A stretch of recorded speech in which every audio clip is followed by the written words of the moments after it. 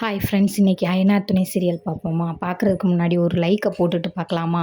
வாங்க பார்க்கலாம். என்ன நடக்குதுன்னு பார்த்தீங்கன்னா, சேரன், சோழன், பாண்டியன் எல்லோரும் சேர்ந்து ஒன்றா படுத்திருக்காங்க. படுத்திருக்கையில் பேசிக்கிட்டே இருக்காங்க. பேசையில் என்ன சொல்கிறாங்கன்னு பார்த்தீங்கன்னா, என்கிட்ட இவ்வளோ நாளாக நீங்கள் பேசாமல் இருந்தீங்களா, அது ரொம்ப மனசு கஷ்டமாக இருந்துச்சு அப்படின்னு சொல்லி பேசுகிறாங்க.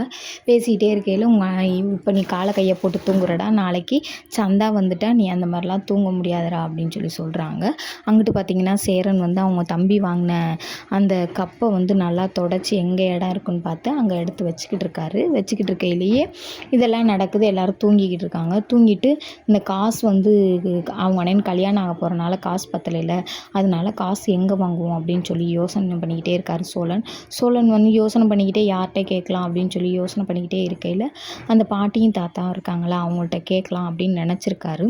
நாளைக்கு பணம் கேட்குறதுக்காண்டி நம்ம பாட்டி தாத்தாட்ட போவோம் அப்படின்னு சொல்லி யோசிச்சுட்டு நிலாவை கூட்டிக்கிட்டு சோழனும் நிலாவும் போகிறாங்க. போகையில் நிலாட்ட வந்து எங்கே போகிறோன்றது சொல்லாமலே கூட்டிகிட்டு போகிறாரு. அப்போ கேட்குறாங்க நிலா, எங்கே நீங்கள் என்னைய கூட்டிகிட்டு போகிறீங்க அப்படின்னு சொல்லி சொல்கிறாங்க. இல்லை நிலா, நீங்கள் வாங்க, நான் உங்கள்கிட்ட சஸ்பென்ஸாக சொல்கிறேன் அப்படின்னு சொல்லி சொல்கிறாரு. சரின்னு சொல்லி கூட்டிகிட்டு போகையிலே பேசிக்கிட்டே போகிறாங்க. கல்யாணத்தை எப்படி வைக்கலாம், காசு எங்கே பெரட்டலாம் அப்படின்னு சொல்லி பேசிக்கிட்டே போகிறாங்க. பேசிகிட்டே போயிட்டு அப்புறம் இந்த இடத்த எங்கேயோ பார்த்த மாதிரி இருக்கே அப்படின்னு சொல்லி நிலா சொல்கிறாங்க.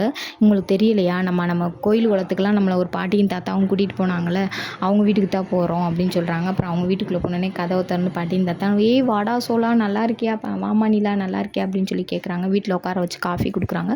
காஃபி குடித்தவொடனே கொஞ்சம் நேரம் கழிச்சு தாத்தா பணம் கொண்டு வந்து கொடுக்குறாங்க. நிலா அப்படியே ஷாக்காகி பார்க்குறாங்க. என்னடா அப்படின்னு சொல்லி, இல்லை கடன் கேட்டிருந்தேன் தம்பி, அதனால அந்த காசை வாங்குறதுக்காண்டி வந்திருந்தேன் அப்படின்னு சொல்லி சொல்கிறாங்க. நிலா யோசிக்கிறாங்க, என்னடா கடன் கேட்குறதுக்கெல்லாம் நம்மளை கூட்டிகிட்டு வந்திருக்காப்லே அப்படின்னு சொல்லி யோசிக்கிறாங்க. அப்போ நிலா மூஞ்சியை பார்த்தோன்னே சோழனுக்கு ரொம்ப ஒரு மாதிரி ஆயிடுது. நிலாட்ட சொல்லலையா அப்படின்னு சொல்லி பாட்டி கேட்குறாங்க. ஆமாம் சொல்லலை, நான் சும்மா கூப்பிட்டு வந்தேன் அப்படின்னு சொல்கிறாங்க.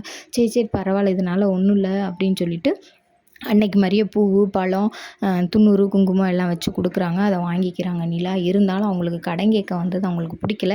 இருந்தாலும் அதை யோசிச்சுக்கிட்டே இருக்காங்க. அப்புறம் கொஞ்சம் நேரம் கழித்து காசை வாங்கிட்டு ரிட்டன் காரில் வரையிலேயே அண்ணன் ஃபோன் பண்ணுறாங்க. அவங்க அண்ணன் ஃபோன் பண்ணி இந்த நம்ம இருக்க சைட்டுக்கு மட்டும் வந்துருங்க நிலா அப்படின்னு சொல்லி சொல்கிறாங்க.